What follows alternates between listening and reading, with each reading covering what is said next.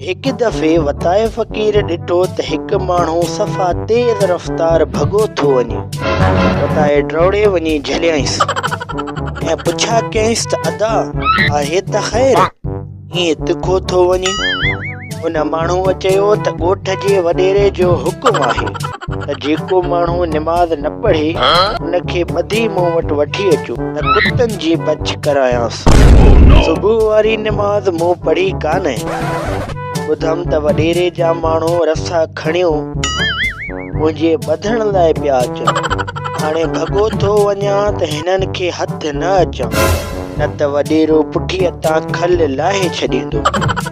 इहो ॿुधी वताए मुंहुं मथे करे चयो, ॾिस भला किथे था माण्हू शराफ़त सां निमाज़ पढ़नि। माण्हू सभु निमाज़ पढ़नि हा, जेकर वॾेरे जहिड़ो निमाज़ पढ़ण जो बंदोबस्तु हुजे हा।